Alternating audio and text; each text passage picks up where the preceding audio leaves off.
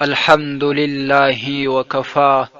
والصلاة والسلام على رسوله المصطفى وعلى آله وأصحابه أهل التقوى. محترمو درنو ورونو، یو ورور ټلیفون را کړی و چې په سختو مصیبتونو او امتحانونو کې یم. یو داسې وظیفه او ذکر راته وښیاست چې الله تعالی جل جلاله مې دا مصیبتونه را سپورته کړي او د دې پریشانیو څخه خلاص سم. محترم وروره، د مصیبت د خلاصون دپاره کتابونو یوه نسخه لیکلې ده چې هغه ډیره مجربه ده، هغه چې انسان ډیر عملي کوي او د هغه وظیفه ډیره کوي. الله تعالی جل جلاله انسان د مصیبتونو خلاصوي او په امتحانونو کې کامیابي ور په برخه کوي او دغه رنګه مشکلات یې ورته حل کوي. هغه وظیفه د حسبنا الله ونعم الوکیل ده. حسبنا الله ونعم الوکیل دا که هر لمانځه وروسته شل واره څوک ووایي او یا یې د سهار د لمانځه د مخه چې اودس وکړي 100 واره ووایي، هره ورځ دا عملي کوي، الله تعالی جل جلاله به د دغه انسان مصیبتونه ورحل کړي او مشکلات به یې حل سي. په تفسیر عبدالرزاق کې جلد اول صفحات 425 کې راخي چې کله حضرت ابراهیم علیه السلام هغه د وخت کافرانو په اور کې واچاوه، نو دا کلمات ویل چې حسبنا الله ونعم الوکیل. الله تعالی جل جلاله د هغه اور څخه نجات ورکړي او دغه رنګه هغه اور یې ورباندې ګل او ګلزار وګرځوي، یخ وګرځېدی، سوځېدل یې نه کوله. دغه رنګه چې کم د دې آیت شان نزول په قرآن عظیم شان کې سوی دی، تفاسیر لیکي چې هغه وخت چې ابو سفیان له ایمان نه و راوړی، هغه چې د احد جنگ وسو، جهاد، په هغه جهاد کې صحابه کرام څه زخمیان سوله، نو بیا د ابو سفیان هغه وخت د مکې د طرف و، نو نبی کریم صلی الله علیه وسلم په مدینه منوره کې و، د دې ځای هلته ورغلي و د جهاد لپاره. نو بیا چې کله ابو سفیان د احد د جهاد او د غزوې څخه د مکې معظمې په طرف باندې بیرته ولاړی د جهاد، د نبی کریم صلی الله علیه وسلم سره د هغو جنگ وکړي، بیرته د جنگ وروسته ولاړله. مسلمانان څه زخمی سوله او یو څه مغلوبه سوله د یو خطا په اساس باندې. نو بیا ابو سفیان وویله چې موږ دا غلطي وکړله چې مسلمانان مو دغسې پرېښوله، کاش چې هلته مې ټول یو مخ ختم کړي وای. د ابو سفیان سره خپلې لښکرې ورسره وې چې بیا یې بیرته دوی په مابینځ کې فیصله وکړله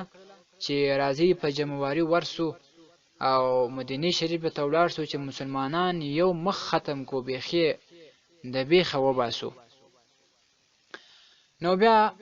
نبی کریم صلی الله علیه وسلم ته دا خبرداری راله چې ابو سفیان او لښکر یې بیرته پر تاسو باندې حمله کوي. نو نبی کریم صلی الله علیه وسلم چې دا خبره واورېده، بیرته اعلان وکړي و چې هغه غازیان زموږ سره د احد په غزا کې شریک وه، نن بیا د دشمن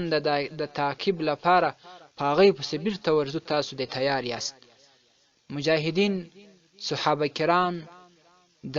غیرت خاوندان چې ستړي او ستومانه او د زخمونو څخه یې وینې بهېدلې، د الله تعالی او د هغه د رسول الله صلی الله علیه وسلم د دعوت ځواب یې په لبیک سره ووایه او جهاد ته بیرته تیار سوه. رسول اکرم صلی الله علیه وسلم د مجاهدینو د لښکر سره تر یو ځای پورې چې حمراء الاسد نومیږي، د مدینې منورې څخه تقریبا 8 میله لاره لري، د دې ځایې پورې دوی ولاړله. ابو سفیان چې هلته دا خبره واورېدله، خبر سو چې د مسلمانانو د هغو ځواک بیرته په تاسو پسې رالی ستاسو په تعقب کې دي او بیرته د مدینې شریف څخه په تاسو پسې راغلي دي، نو سخت وویرېدی او ویرې واخیستله او د دې خپلې دویمې حملې چې کومه اراده وه هغه یې فسخه کړله. او دوی چې تر کومه ځای راغلي وو، ابوسفیان و لښکر یې هغه بیرته په ډېر تلوار باندې د مکې مکرمې په لوري باندې وتښتېدله. نو هلته چې د هغه ځای کم تجاران وه، عبدالقیس نومېده د تجارانو مشر، هغه قافله یې راتله د مدینې منورې و طرف ته. نو ابوسفیان د دې قافلې خلکو ته یو څه رشوت روپۍ ورکړلې او ورته ویې ویله چې تاسې به ځئ په مدینه منوره کې به دا اخبار نشروئ، دا خبرې به اعلانوئ چې د مکې کفارو چې کوم ابوسفیان و لښکر دي هغو ډېر لوی لښکر تیار کړی دی او وسلې سره یو ځای کړي دي، په مسلمانانو پسې راځي او دلته مسلمانان به ختموي، د هغو بیخ به باسي. د دې خبرې په اورېدو سره نو چې صحابه کرامو ته دا خبره راورسېدله، هغې قافلې د دروغو خبر راورسوله، نو د مسلمانانو په زړونو کې، د دې مجاهدینو په زړونو کې، د دې باغیرته صحابه کرامو په زړونو کې د خوف او ویرې پر ځای باندې اسلامي جوش او اسلامي خروش، ایمانی جذبه راپورته سوله او د کفارو د اجتماع او د احوالو په اورېدو سره یې وویله چې حسبنا الله ونعم الوکیل، د ټولې د ګردې دنیا په مقابل کې موږ لره یوازې الله سبحانه وتعالی کافي دی. نو په دغه مناسبت باندې دغه آیات کریمه په قرآن عظیم شان کې نازل شوی دی. نو اوس هم چې کم مسلمان په مصیبت کې اخته وي او مشکلاتو کې راګیر وي، نو دغه آیات دی